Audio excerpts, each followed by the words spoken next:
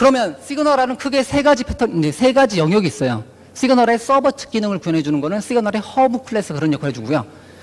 시그널의 허브 클래스는 기본은 ASP.NET입니다. 그런데 ASP.NET뿐만 아니라 OWin과 같은 기술을 통해서 셀프 호스팅이 돼요. 뭐 콘솔에서도 접근할 수 있고요. 그런 식으로. 그리고 시그널의 허브는 좀 전에 보신 것처럼 클라이언트가 서버로 보냈을 때 누구나 다 받게 해주고 싶다면 단일 프로그램 모델이 간단해요. 클라이언트 다 올한테 올하고 뭐뭐뭐 여러분 원하시는 이름으로 접근하게 해주시면 돼요. 그 다음에 내가 나한테만 오게 하는 서버를 통해서 나한테 서버에서 가서 뭐 데이터베이스 저장하고 나한테 다시 와라 뭐 이런 스타일의 애플리케이션 구현할 수 있다. 그런 경우는 클라이언트다 콜러라는 이름의 API를 사용해 줄 수 있고요. 그 다음에 나 이외에 다른 사용자들, 좀 전에 제가 했었잖아요. 제가 움직일 때 다른 사용자들이 보게 해주고 싶다. 그러면 클라이언트다 아더스와 같은 API를 통해서 브로드캐스팅을 해줄 수가 있습니다. 그리고 시그널의 허브는 일반적인 클래스들이 갖는 라이프 사이클을 다 가져요. 그래서 여기서 추가해서 예를 들면 누군가가 접속했을 때, 접속을 해제했을 때, 또는 다시 접속했을 때 이거를 실시간으로 바로 판단을 해줄 수 있다는 거예요. 예를 들면 히트 카운터, 현재 몇 명이 접속 중인지, 몇 명의 클라이언트가 접속 중인지 바로바로 표시를 해주고 싶다. 역시 이런 기능도 쉽게 구현이 가능하다는 거죠. 자, 그러면 좀 전 데모에다가 히트 카운터를 한번 구현해 볼게요. 몇 명이 접속했는지. 자, 그러면 이미 허브 클래스는 이제 세 개의 오버라이드 된 메서드를 제공해 주는데요. 첫 번째, 예를 들면 오버라이드를 하나, 온 커넥티드라는 이름의 메서드를 오버라이드 한번 해놓고요. 누군가 접속했을 때, 그 다음 오버라이드 하나 더 하도록 하겠습니다. on disconnected. 여기 두 개. 자, 그리고 필드를 하나 추가할게요. 저 위에다가 필드를 여기다가 그냥 하죠. 제가 그냥 필드를 하나 추가하도록 하겠습니다. 그래서 정수영, 예를 들면 히트 카운터라는 이름의 필드를 선언했고 0으로 초기시켜 주고요. 그리고 on connected. 누군가가 접속했을 때 어떻게 해요? 히트 카운터 0에서 1씩 증가시켜 주면 되죠. 그래서 히트 카운터를 1씩 증가시켜 주시면 돼요. 그래서 1씩 증가. 그 다음에 언제 on disconnected를 쓸 때는 히트 카운터를 마이너스 1 이렇게 1씩 증가, 1씩 감소를 시켜 주시면 돼요.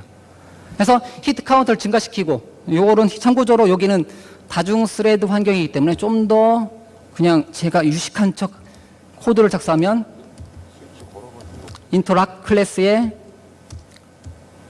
인크리먼트를 사용해서 히트 카운터를 증가시켜주는 코드 이런 식으로 해주면 좀 더 낫겠죠. 그래서 다중 스레드 환경에서는 좀 더 안정적으로 히트 카운터의 값을 1씩 증가, 여기는 디크리먼트라는 메서드를 사용해서 1씩 감소 이런 식으로 좀 더 안정적으로 처리를 해줄 수도 있습니다. 그러면 증가하고 감소시켜놓고 그거를 다시 증가할 때마다 클라이언트한테 브로드캐스팅 해주고 싶다. 항상 브로드캐스팅 해줄 때는 단일 프로그래밍 모델이라고 있어요. 클라이언트다 all 누구나 다 한테 브로드캐스팅 해줘. 현재 접속하고 있는 모든 클래스한테 던져준다는 거죠. 어떤 이름을 던져줄 거냐? 다이나믹 타입. 여러분들 원하시는 단어. 예를 들면 쇼 카운트라는 이름으로 히트 카운트를 던져준다. 이렇게 한 줄을 추가를 해줄 수 있다는 거죠. 마이너스 때도 역시 한 줄 추가. 이렇게 해줄 수가 있어요. 그래서 하나 증가시키고 1 증가시키고 쇼 카운트로 클라이언트한테 브로드캐스팅 클라이언트.all. 그러면 이때 모든 사용자들은 이 값을 쇼 카운트라는 이름으로 받아서 처리한다는 거죠. 그럼 데모에다 한번 잠깐 볼게요. 자, 그럼 서버에서 클라이언트로 온 거는 허브를 통해서 클라이언트로 전송된 쇼 카운트라는 이름에 대해서 펑션은 어떤 이름으로 카운트로 받아서 어디 여기서 한번 써보자. 그러면 쉐이프에다가 이번엔 텍스트로 그냥 몇 개인지 텍스트만 출력을 한번 해보도록 하죠. 카운트만 뭐 출력을 한번 해보도록 하죠. 이렇게 요만큼 코드를 더 넣어놨어요. 그러고 코드를 실행시켜 보면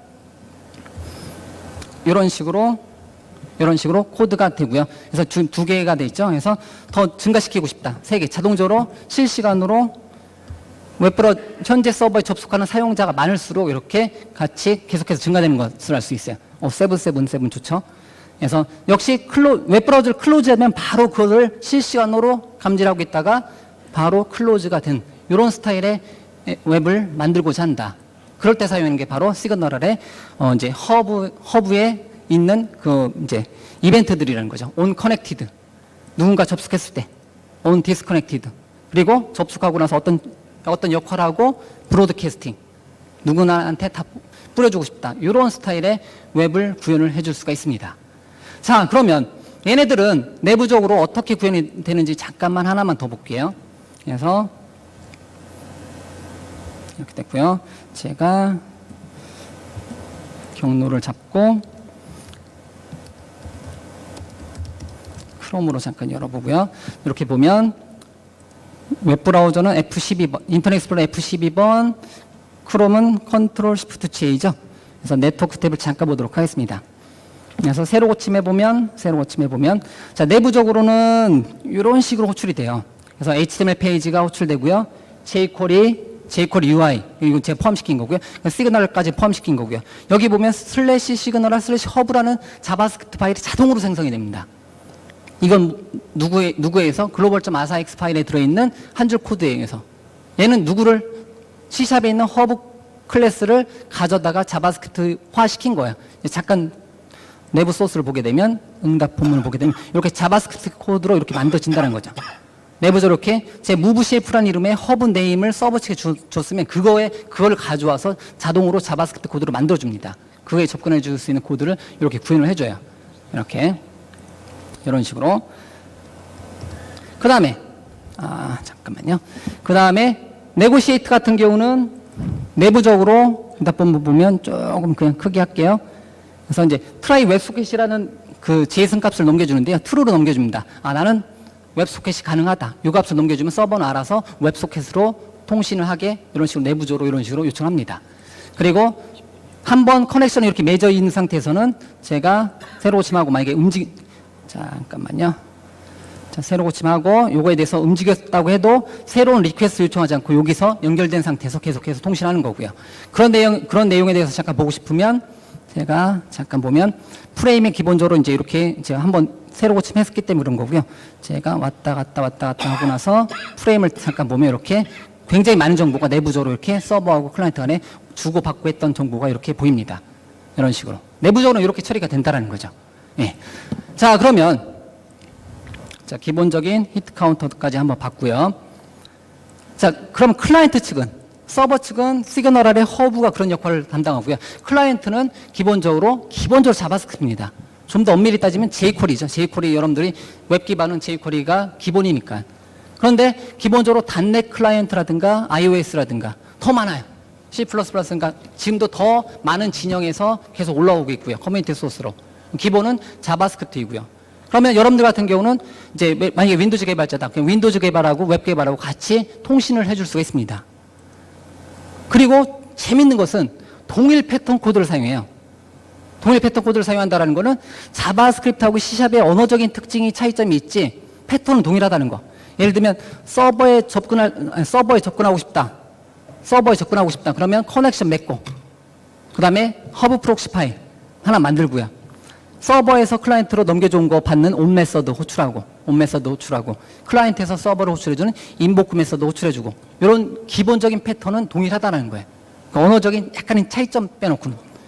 자, 그러면 다중 클라이언트 사용하는 예제를 한번 잠깐 보도록 할게요. 제가 프로젝트 열기에서 한꺼번에 호출해도 되는데 그냥 따로따로 호출하도록 하겠습니다. 자, 일단 웹 버전으로 만들어 놓은 거 한번 호출해 보고요. 이번에는 WPF 애플리케이션으로 윈도우즈 애플리케이션을 만들어진 걸 한번 호출해 보도록 하겠습니다. 그래서 왼쪽은 인터넷 익스플로러, 오른쪽은 WPF 윈도우즈 애플리케이션이에요. 역시 동일하게 바라봅니다. 동일하게. 그리고 예를 들면 크롬으로도 한번 열어볼까요? 뭐 웹 브라우저는 항상 상관없으니까 이렇게 크롬으로도 한번 열어보면 이렇게 동일하게 하고요. 참고로 크롬이 좀 늦게 떠요. 여기 마이크로소프트죠? 예, 크롬이 좀 늦게 뜹니다. 아니, 이건 실제로 해보시면 인터넷 익스플로러, 참고적으로 인터넷 익스플로러 제가 11 쓰고 있습니다. 예. 그래서 이제 그럴 경우는 테스트 해보면 크롬이 좀 늦어요. 상당히 많이 늦습니다. 그래서 어쨌든 이렇게 동일하게 실행이 돼요. 이렇게. 그래서 지금 요 오른쪽은 WPF 애플리케이션. 얘는 인터넷 익스플로러, 크롬, 파이어폭스, 사파리 다 된다라는 거죠. 이런 차이점. 이런 스타일의 애플리케이션을 구현해주고 싶다. 근데 제가 두 개를 더 놨어야 되는데, 환경상 이제 그렇게 모자랐는데요. 예를 들면, 윈도우즈 스토어 앱, 모던 UI라든가, 아니면 윈도우즈 폰 윈도우즈 폰 에뮬레이터를 띄워서 하면 동일하게 4개 환경에서도 동일한 기반의 동일한 곳을 바라보고 애플리케이션이 실행이 될 수가 있다는 거예요. 이런 스타일의 웹. 그래서 여러분들이 웹과 데스크탑과 같이 호환되는 어떤 스타일의 다중 클라이언트를 지원해주고 싶다. 그럴 때는 시그널R이 굉장히 유용하게 사용이 될 수가 있습니다. 그리고 서버와 클라이언트, 그리고 나서 기반으로 이제 작성이 되는데 추가적으로 스케일아웃 기능을 제공해줍니다. 스케일아웃이라는 게 장비의 수를 늘려서 성능을 향상시키는 게 스케일아웃이잖아요. 그렇기 때문에 스케일아웃 같은 경우는 뭐 SQL 서버라든가 윈도우즈 애저 서비스 버스, 그리고 인메모리 기반의 데이터베이스인 레디스와 같은 확장 기능을 사용해서, 추가적인 기능을 사용해서 여러분들이 확장을 시켜줄 수가 있어요. 확장을. 예를 들면 이 스케일아웃 같은 경우는 단일 서버에서 일반적으로 클라이언트가 서버하고 갔다 오고 서버에 갔다 오고 서버가 브로드캐스팅을 해주는 반면에 뒤에 백단에다가 SQL 서버라든가 윈도우즈 애저 서비스 버스라든가 뭐 레디스를 사용하면 이제 그 백단이 여러 대의 서버로 브로드캐스팅 해줘요. 2대 서버, 3대 서버. 한 대 서버가 10만 건 처리한다면 2대 서버로 해서 20만 건 처리하고 계속해서 장비의 수를 늘리면서 스케일 아웃을 해줄 수 있다는 거예요. 재밌는 거는 진짜 시그널R은 좋은 점이 코드 한 줄이라는 거. 긴 코드 한 줄이라는 거. 그게 좋다라는 거예요. 그거를 이렇게 해준다는 거예요. 그래서 클라이언트가 백단 갖다가 다른 서버들한테 보내준다는 거죠. 물리적으로 다른 곳에 있는 서버들한테 보내주고 그 서버들은 현재 접속되어 있는 모든 클라이언트한테 또 브로드캐스팅 해주고요. 이런 스타일로 성능을 향상시켜준다는 거죠. 그리고 시그널R은 기존의 ASP.NET의 웹폼이라든가 MVC라든가 웹 API하고 통합이 됩니다. 당연하죠. ASP.NET 패밀리니까. 그래서 기존에 만들어왔던 애플리케이션이 ASP.NET 웹 API로 만들어져 있다. 그러면 거기서도 역시 마찬가지로 긴 한 줄을 통해서 자동적으로 웹 API가 호출될 때 굉장히 긴 한 줄이죠. 이렇게 막. 그래서 허브 클래스 지정하고 client.all.뭐뭐뭐 요거를 웹 API 코드에다 넣어놓으면 해당 웹 API를 호출해주는 모든 클라이언트가 허브 클라이언트가 된다는 거예요. 시그널R 클라이언트가 된다는 거죠. 이런 스타일의 웹을 만들어줄 수가 있습니다. 자, 그러면 잠깐 보면 제가 웹 API를 호출한 코드에 대해서 잠깐 살펴보도록 하겠습니다. 그래서 프로젝트를 열고요. 자, 전체적인 흐름만 보시고요. 전체적인 코드는 나중에 다 제공해 드리니까요. 제가 했던 거는 예를 들면 제가 허브 쪽에 보니까 허브에 empty 비어 있습니다. 비어 있어요. 그냥 허브의 모양만 있어요. 그리고 실제 코드 구현은 없습니다. 얘는 언제 호출이 되냐면 여기 보면 박용준의 이제 여기 보면 참조가 여기 되고 있죠. 참조. 아까 비주얼 스튜디오 2013에서 이런 기능 있죠. 그럼 이제 요 클래스를 어디서 참조하는지 요걸 클릭해서 들어가면 더 빨리 들어가겠죠. 그래서 참조 한 개를 클릭해서 보면 여기서 어디 메시지 컨트롤러에서 여기서 호출되는 것을 알 수가 있어요. 여기서 길게 한 줄 글로벌 호스트의 점 뭐에 메시지 어브를 통해서 client.all에서 메시지를 전송해라. 받은 메시지를 그대로 브로드캐스팅해라. 이렇게 간단한 기능을 웹 API에다가 호출해 줄 수가 있습니다. 그럼 클라이언트 쪽에서는 이렇게 언제 특정한 웹 API가 $get이라는 이름의 그 API를 통해서 서버로 전송을 해 웹 API를 호출하게 되면 웹 API에서 HTTP GET 메소드 호출되는 순간에 브로드캐스팅 한다는 거죠. client.all로. 그러면 on message received라는 이름으로 만들었다. 그러면 웹 API가 호출될 때 자동적으로 브로드캐스팅이 된다는 거. 이런 스타일의 웹도 구현이 가능하다는 겁니다. 그러면 제가 이것도 잠깐 실행시켜 보면 간단한 메시지 주고받는 채팅 기능이에요. 그래서 제가 메시지를 A로 할게요. 줄여서 그냥 A로 전송하면 웹 API로 전송하고 브로드캐스팅해서 다시 A가 돌아온 것을 알 수 있어요. 이쪽은 웹 API가 아직 호출한 게 아니니까 그냥 시그널을 통해서 A가 전송이 되어 온 것을 알 수 있고요. 여기서 B를 하게 되면 제가 웹 API를 호출하는 동시에 브로드캐스팅이 돼서 돌아온 거고 다른 사용자, 다른 클라이언트들은 B를 값을 받는 거고요. 그래서 웹 API를 호출할 때 자동적으로 시그널R 클라이언트가 호출되게 구현을 해줄 수도 있습니다. 어떻게? 한 줄 코드에서. 굉장한 거죠. 어떻게 보면. 여러분들이 실제로 구현을 하다 보면. 이 정도. 자, 그 다음에 이번에는 제가 SQL 서버를 잠깐 열어볼게요. SQL 서버에 스케일아웃 DB라는 이름의 데이터베이스를 빈 데이터베이스를 한번 넣어놨어요. 아무런 이제 테이블이 없습니다. 빈 데이터베이스를 넣어놨어요. 그러면 제가 이번에 뭘 할 거냐면 얘한테 스케일아웃 DB라는 이름의 데이터베이스에다가 시그널 클라이언트가 서버에 허브에 전송하면 허브가 얘를 바라보게 해가지고요. 얘를 통해서 브로드캐스팅을 할 겁니다. 다른 서버들. 나한테도 당연히 돌아오지만 또 다른 서버들한테 브로드캐스팅 해주는 코드를 한번 구현을 해볼 거예요. 그러면 스케일아웃 DB라는 이름의 데이터베이스 하나 만들어놨어요. 그러고 나서 제가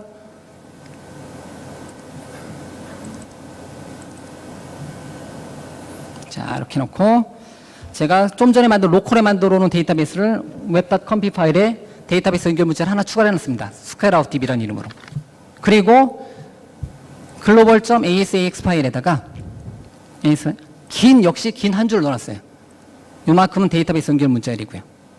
얘를 사용하기 위해서, 요 명령을 사용하기 위해서는 어셈블리가 하나가 더 추가되어야 돼요. 참조에 ASP.NET의 시그널 아래 .SQL 서버가 하나 더 추가되어야 돼요.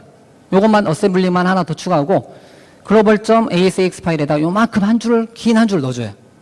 한 줄 넣어줘요. 그러면 이거 없으면 얘가 코드가 만약에 얘를 주석 처리해 놓고 만약에 실행시키면 그냥 서버에 갔다 오는 거고요. 얘는 그냥 주석 처리하고 실행시키면 서버에만 갔다 오는 거고요.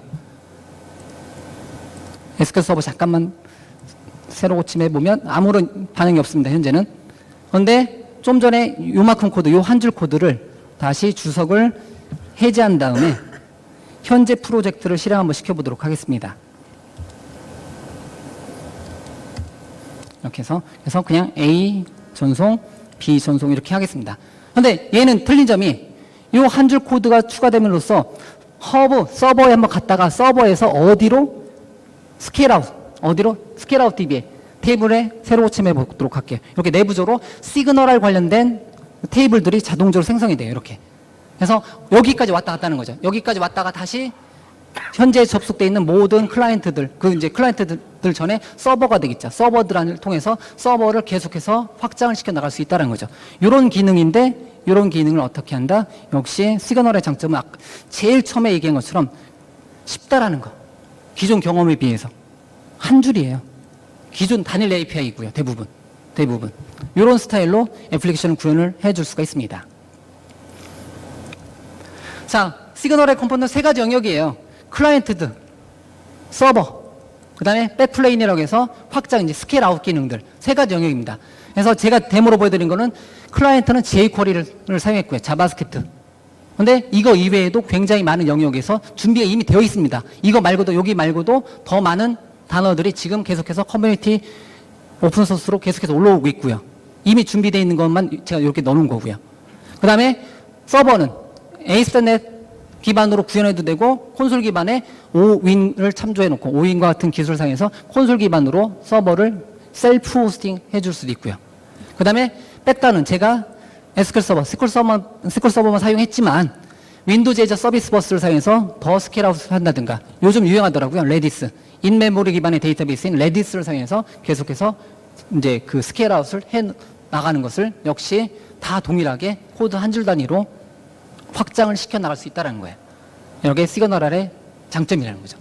자, 이런 시그널 같은 경우는 할 게 많아요. 여러분들이 앞에 계신 분들, 개발자분들이 생각해 보시면 기존에 요거는 좀 내가 어려웠었는데 했던 부분이 얘를 통해서 실시간으로 주고받는 기능이 굉장히 편리해졌다는 거예요. 그래서 뭐 채팅이라든가 메신저 기반의 어떤 협업 기능이라든가 뭐 대시보드 스타일의 뭐 주식 시세라든가 뭐 라이브 스코어라든가 작업 진척률 같은 경우를 구한다든가 아니면 게임 사용자 상호작용하는 게임 같은 걸 구현할 때도 역시 시그널이 이제 괜찮게 사용이 된다는 거예요. 그래서 시그널을 처음에 배포했을 때 가장 많이 예제드린 게 요거죠. 슈팅 게임. 슛r.signal.net이라는 사이트에 가서 온라인으로 게임을 해줄 수가 있어요. 뭐 저도 이제 요거랑 이거 발표할 때 이제 수백 명하고 같이 슈팅 게임을 해봤습니다. 근데 요 같은 경우도 오픈 소스이기 때문에 다운로드 받을 수 있어요. 잠깐 볼까요? 잠깐 요건 시간 관계상 그래서 잠깐 보도록 할게요. 슈팅 게임 예를 들면 제가 슈트 R이라는 이름의 게임을 로컬에 받아서요. 실행 한번 시켜보도록 하겠습니다. 이런 게임이고요. 이렇게 기본적으로 날아다니죠. 예, 이렇게 날아다니죠. 이제 그 UI는 잠깐만요. 쌤이라는데 하고 싶네. 예. 그래서 이제 제가 잘하는 게 아니에요. 이게 버그가 아니에요. 이거 제가 이렇게 돌리고 있는 거예요. 그래서 이제 얘를 통해서는 말을 잃었어요 지금. 예. 저도 써야 되기 때문에 지금. 어쨌든 얘 같은 경우는 기본 사망. 예. 이제 얘는 기본적으로 그 겉에 UI는 HTML5로 되어 있고요. 내부적으로 현재 저의 화면을 다른 사용자들이 제가 움직이는 것을 그대로 다중 사용자의 환경이라면, 지금 저는 로컬에다 깔아놓고 로컬에서 테스트하는 거지만 다중 사용자 환경이라면 제가 움직이는 것을 실시간으로 누군가가 다 보고 작업을 해줄 수 있다는 거예요. 그래서 저한테 공격을 한다든가 실시간으로. 그래서 이제 기본적인 UI 같은 경우는 HTML5로 이루어져 있고 내부적으로 통신하는 거는 다 시그널을 통해서 서버에 접근해서 통신합니다. 그래서 요거의 실제 버전 같은 경우는 어디에 올라와 있냐면 윈도우즈 애저에 올라가 있고요. 윈도우즈 애저를 통해서 굉장히 많은 사용자들이 동시에 접속했을 때 다 커버하게 되어 있다라는 거. 자, 이런 스타일의 애플리케이션을 구현한다. 게임 같은 거. 굉장히 무궁무진합니다. 시그널 사이트에 가보시면 굉장히 많은 소스들을 여러분들이 다운로드 받아서 직접 테스트해 볼 수 있고요. 대신 이런 코드를 딱 열어서 딱 보면, 많죠. 한참 공부하셔야 돼요. 자, 그래도 어쨌든 이러한 스타일의 애플리케이션을 만들고자 한다. 그럴 때 시그널이 굉장히 도움을 많이 됩니다. 어쨌든 시그널 같은 경우는 다중 호스팅을 지원해줘요. 콘솔 기반에도 되고 웹이 가장 좋고요. 그 다음에 크로스 플랫폼입니다. 마이크로소프트 기술이지만 크로스 플랫폼을 지원해주고요. 그 다음에 오픈 소스예요. 시그널 자체는 오픈 소스로 깃허브에 올라가 있습니다. 그리고 ASP.NET 팀의 지원을 받습니다. 시그널을 만든 개발자 이름이 데이비드 파울러하고 데이미안 에드워드예요. 이 두 명의 개발자가 ASP.NET 팀에 있는 개발자가 오픈 소스를 해놨는데 이게 괜찮다 싶기 때문에 ASP.NET 패밀리에 들어와 있는 거고요. 한 명은 굉장히 괴팍하고요. 한 명은 굉장히 얌전해요. 만나봤냐고요? 아니요. 이름에 나오잖아요. 파울러. 안 되면 파울러. 데이미안은 다 미안합니다. 제가 마지막에 무리수뒀네요. 자, 어쨌든 시그널에 관련된 모든 정보는요. signal.net 또는 ASP.NET/시그널에서 다 제공해줘요. 제가 데모 보여드렸던 것 같은 경우도 여러분들이 대부분 이런 관련된 정보는 다 보실 수 있고요. 그리고 이제 이거는 그냥 제 세션 관련해서 제가 시그널.me라는 사이트를 그냥 1년 단위로 한번 구매해서 올려봤는데 제가 데모를 위해서 한번 했던 소스는 다 여기 올라와 있습니다. 그리고 만약에 추가적으로 여러분들이 제가 데모로 보여드렸던 소스 같은 경우 있잖아요. 그래서 제가 데모로 보여드렸던 소스는 압축해서 제가 이제 여기 signal.me라는 사이트에 기본으로 올려놨는데 추가적으로 이제 여러분들이 다운로드 받고 싶다 하시면 태우단데 사이트에 오시면 제가 다운로드 자료실 게시판에다 올려놓도록 하겠습니다. 자, 어쨌든 관련된 참고 자료라든가 요것도 PDF 파일로 같이 올려놓을 테니까요. 여러분들 요 순서대로 한번 데모 한번 돌려보시고요. 시그널 같은 경우는 여러분들한테 리얼타임 웹을 구현해주는 가장 좋은 방법 중에 하나예요. 단연컨대 가장 좋고 가장 쉬운 방법 중에 하나입니다. 기존 경험에 여러분들 비춰봤을 때 가장 좋은 기술이니까요. 한 번 정도 사용해 보시고요. 여러분들이 이제 AJAX를 넘어 쓰는 거죠. 요청과 응답의 관계를 넘어서 AJAX를 넘어서 이제는 실시간이 하나의 큰 대세가 된다라는 거. 그래서 여러분들이 개발하실 때 실시간 기반의 애플리케이션을 개발할 때 시그널이 많은 도움이 됐으면 좋겠습니다. 어쨌든 제가 준비한 과정은 여기까지입니다. 들어주셔서 감사합니다. 감사합니다.